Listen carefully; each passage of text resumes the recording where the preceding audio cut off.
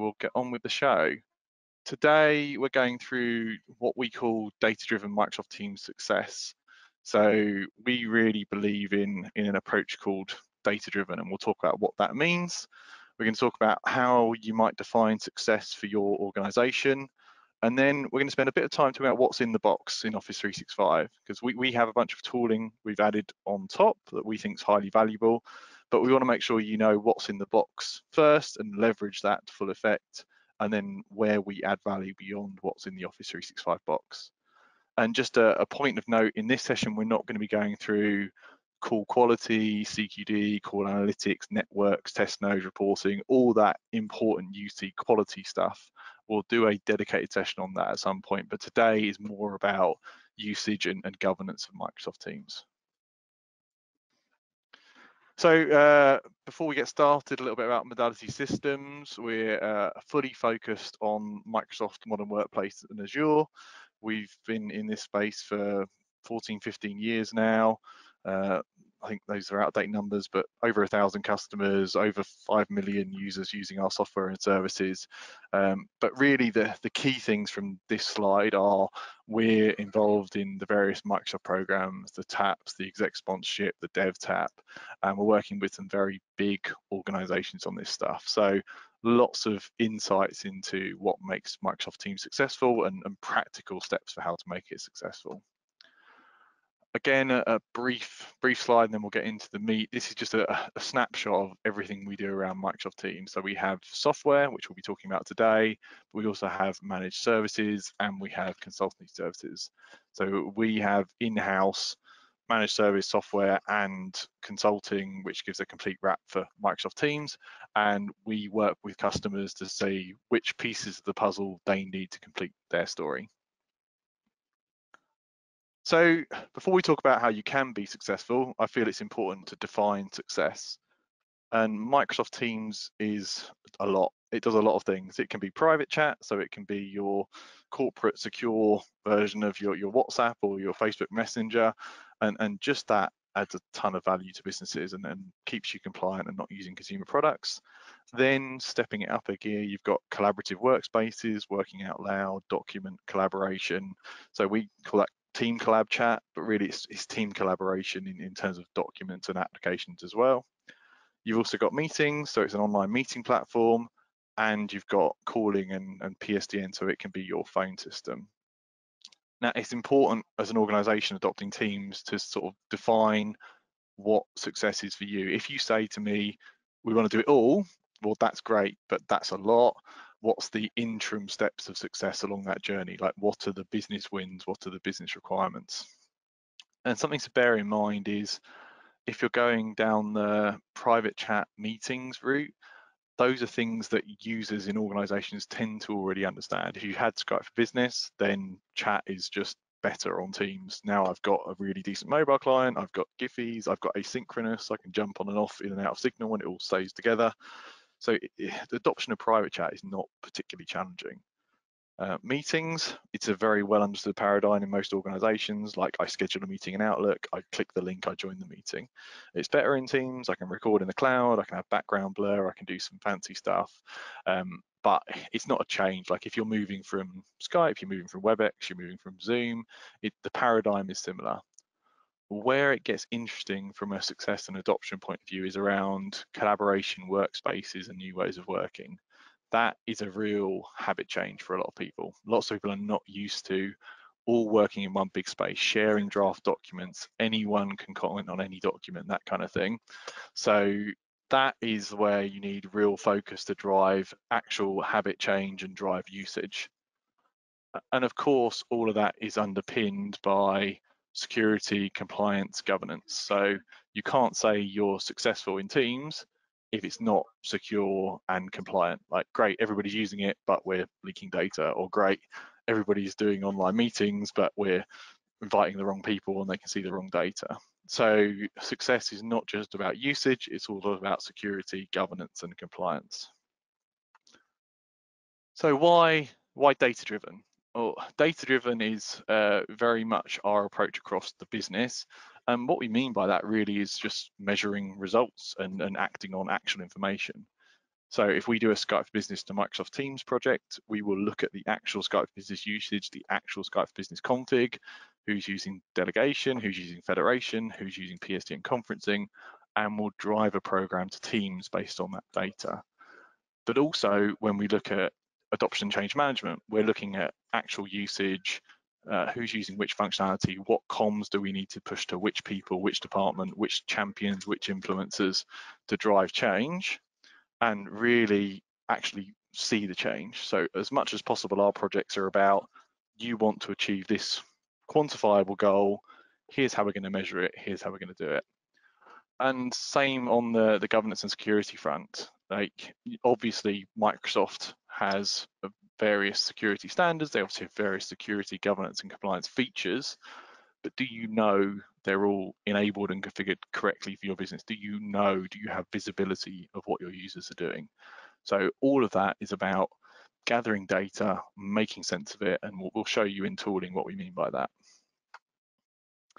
So before we get into kind of pushing what we do and how we do it and why we think we're so great, I want to spend some time on what's in the Office 365 box, because there is a ton of value in the box. And if you're not doing any of the basics, there's probably some things you can take away from this webinar, immediately do, and then add value in your organization.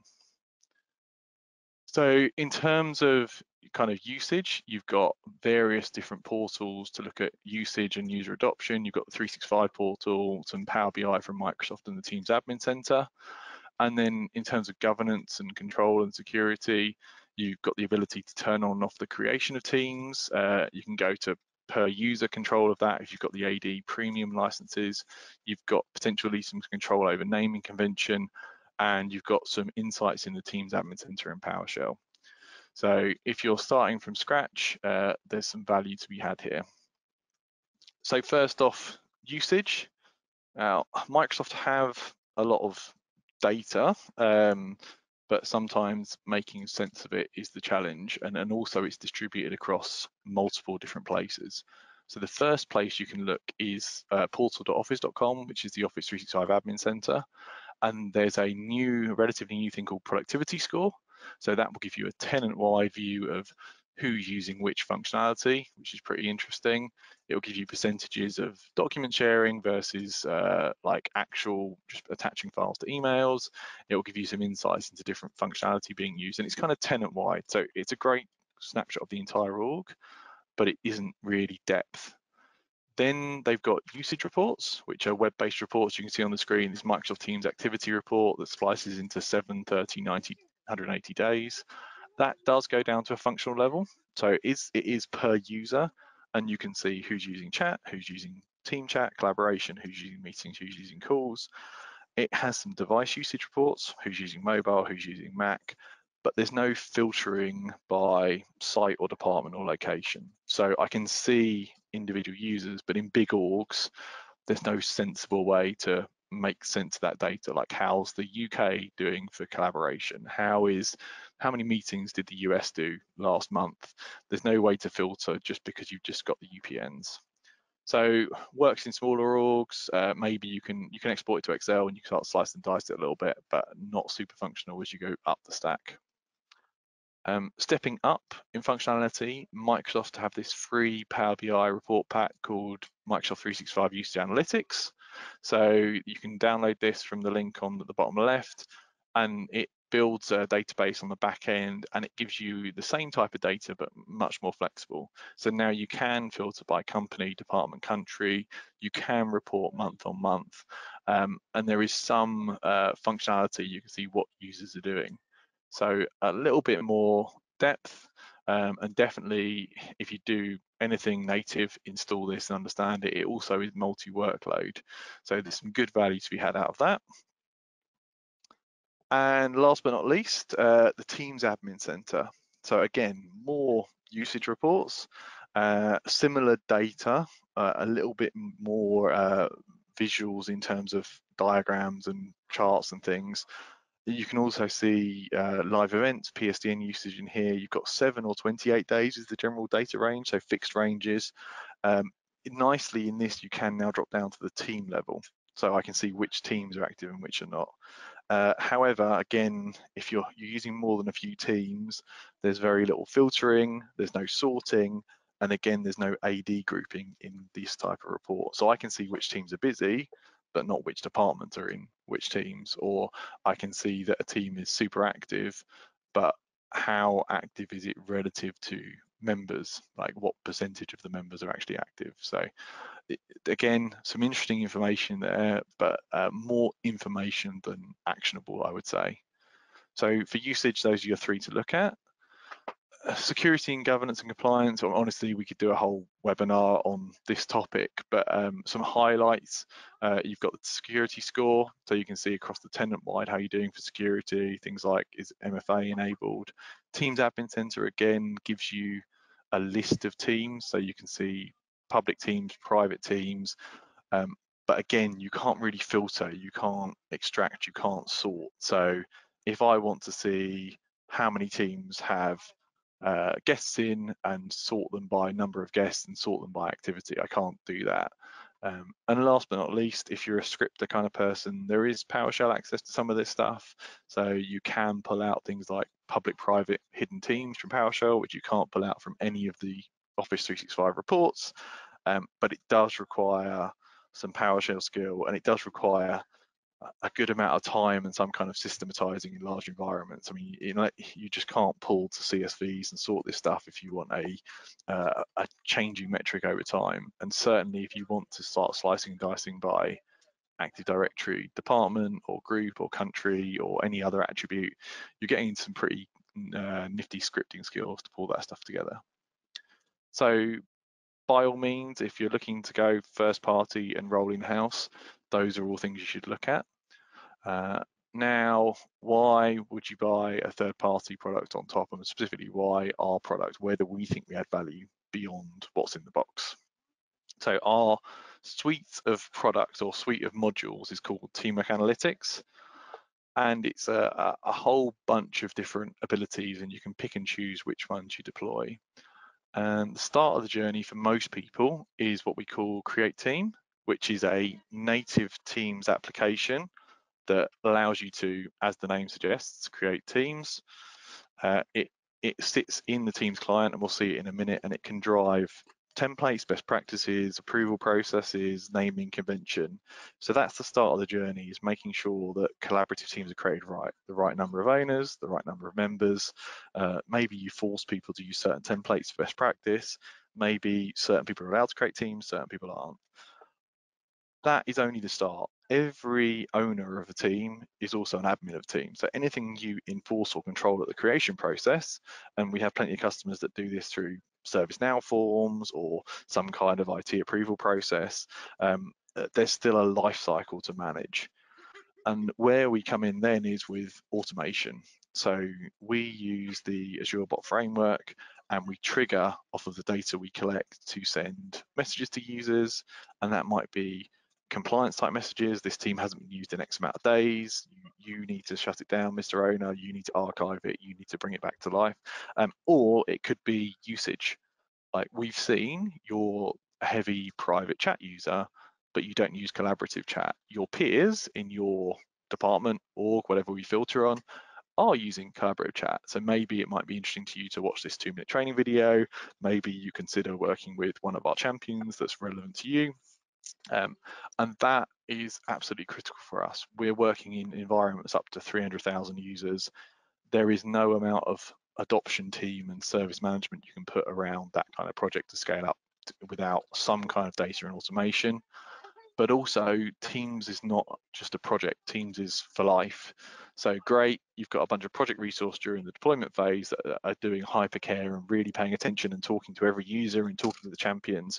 But that typically doesn't last, because there'll be the next project and the next project.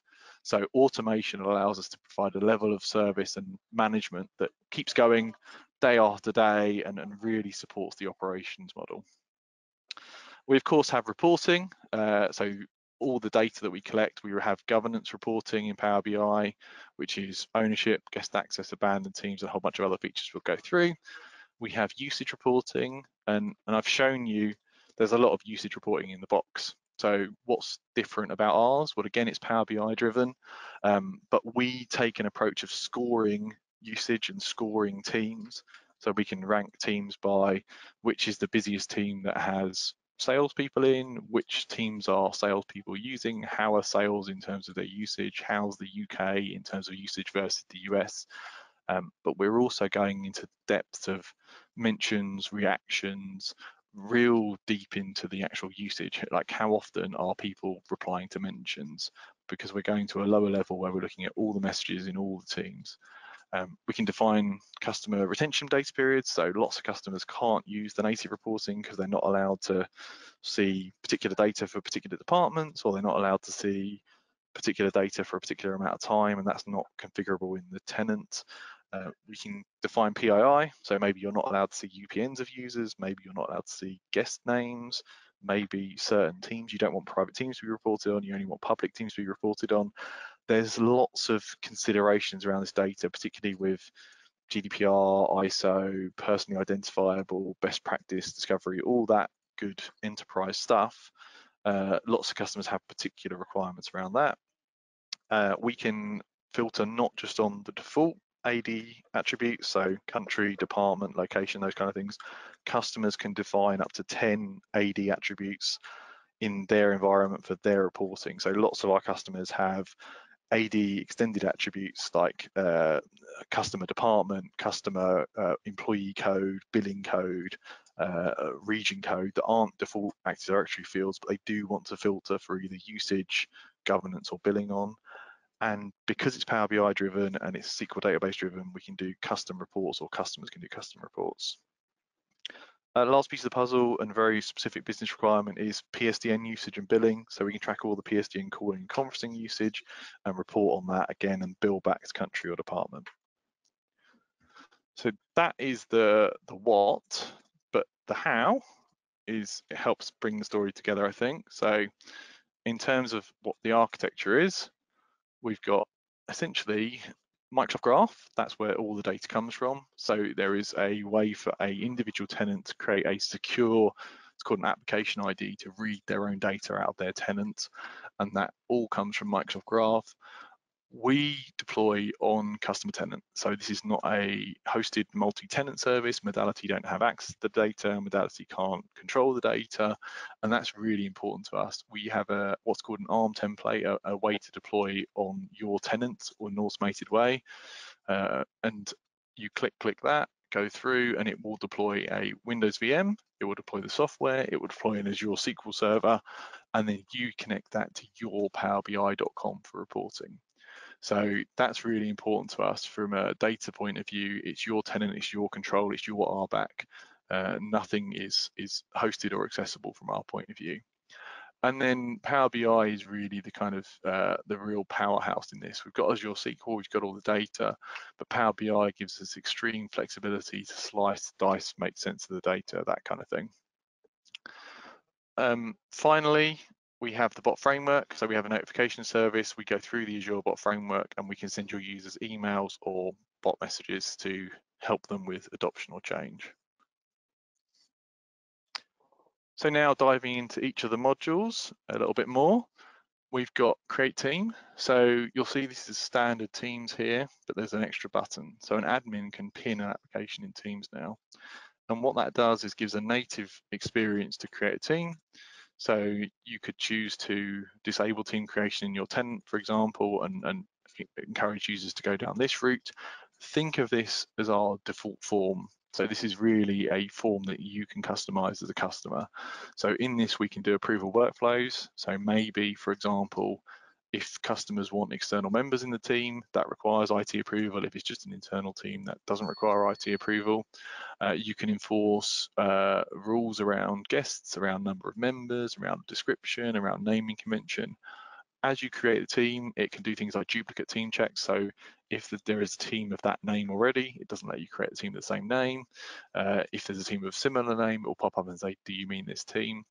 And it can also do templates, so not just cloning teams, but genuine templates that can control folders, members, channels, tabs. So if your project management team have a particular way of laying out their channel structure and their folders, and they want to tab OneNote, that can be a pre-canned template, and you can even lock down creation to say, these people in AD can only have these templates.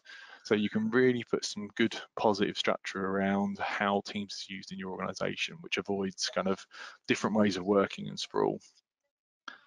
So here's all the steps for how to deploy that. But moving forward, this is the first piece of the puzzle. How do we deal with the team once it's created? So automation is really the key here. And we have some governance automations and we have some usage automations. What's on the slide is what comes out of the box, but what's really important to understand is it is an engine, not just a default product. So these are 4 default scenarios that are in the box. Team ownership, that will confirm the number of owners in the team. So generally, best practice is to have at least 2 owners. Owners can control who joins and leaves the team in the case of a private team. We see lots and lots of support tickets where people don't have a process around this of owners drop to 1 or drop to 0, or the owner goes on holiday, or the owner leaves the project or leaves the team, and then the team is stuck because it has members, it has activity, but it has nobody who can add or remove people. So we can look through the data we collect, ping a message out to the owner, say, hey, this team only has 1 owner, the policy is 2, you have to elect another owner. Or if there's 0 owners, we could ping an automation to IT saying, hey, someone needs to sort this out. This is the most active user in this team. This is the most authoritative user in this team. Consider electing them owners as an example. Guests, critically important for governance, reminding owners that they've got guests in a team. So this is a proactive, typically once a month scenario where we email a report or private message a report. Actually, you can see it on the screen here, saying, hey, look, you're the owner of these teams have guests in, and we can even list out who the guests are, which means from a governance point of view, you've been very proactive in saying, this is our policy around guests, you're responsible for data in this team. There's a nice audit trail there of you've said every month, look, clearly you're responsible for this. If you're not happy with this, if these people shouldn't be here, here's how to remove them, here's how we can remove them. Inactive team, probably the most used automation. If a team hasn't been used after X days, we ping the owners and say, hey, your team hasn't been used. Typically it's 45 to 90 days. And that's based on message activity today, but it can also be based on file activity in the future. You need to archive this per our best practices. And last default is deleted team. So I don't know if everybody knows this, but any owner can delete a team and there's no notification to the owners or the members. So lots of teams are involved in projects that maybe aren't used every day. Let's say you have a quarterly sales team and actually everybody hits that once a quarter to add their data. And there's a few owners, an owner can delete that. They think the project's no longer needed, they do it by accident, whatever it may be. If you don't have any additional retention in Office 365, the default is 30 days before that data's gone. So what we do is we ping either all the owners or maybe all the members, depending on your config, and say, hey, just let you know, this team's been deleted, you're on the clock, if you want it back, contact IT. Last bullet, we're an engine, not just a default set of scenarios. So if you've got a scenario and you can think of a way to pull data and trigger an action, we can absolutely configure that. If the data is in graph, we can get it in SQL. If we can get it in SQL, we can trigger it and we can send an action. So there's some really good ideas coming out of customers. I'd love to hear your ideas on what automations would help in your environment. On the adoption stuff, a lot of this stuff is preview, so we can ping again based on usage. So I talked about the private chat thing, consider collaborating reminder, app mentions. If people persistently don't reply to app mentions, they really knock adoption. So the example here is the accountancy team want to work in new ways, they're distributed, they all decide to work in a team, but one person in that team doesn't really get on board with that. So they get app mentioned, but they don't reply. What happens, and we see this in the data, is if 1 or 2 people aren't replying either at all or in a reasonable period of time, the team will drop because the manager or the project lead, whatever they may be, when they know they need a reaction out of somebody, they will fall back to email because they know the person will reply to email. Then the chat's not in the team. So then the team becomes hollow because half the conversation is on email, half the conversation on the team. And before you know it, you're back to email. So we can see who is impacting adoption by not replying to app mentions and needs additional support and training. We can go down to personal usage to give people tips. We can, if you're in collaboration mode, we can send these messages to Skype for Business as well. So we can say, hey, you're in collaboration mode, but there are other people on your team collaborating in Teams, consider using it, that kind of thing.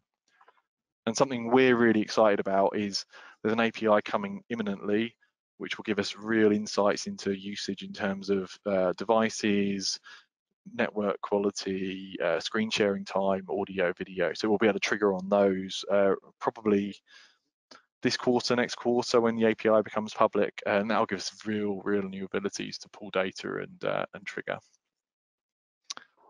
So in terms of the actual reporting, which is last because it's the kind of foundations, governance. So all this data is available to see public, private, hidden, ownership levels, inactivity, unknown teams, guest access.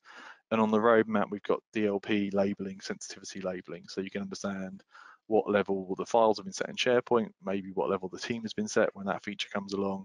And what you'll see here is lots and lots of insight into, for example, in housekeeping, these reds mean that they're out of compliance with your policies. So if in Create Team, we said that they had to have external if they've got external guests, if the owner deletes the external, we can thing that as red to say, hey, there's guests in this, but it's not following the naming convention. So loads and loads of data there, and if you've got a team to look at that data, it's amazing. But if you haven't, if you're thinking that's great, but how do I action it? That's where the automation comes in.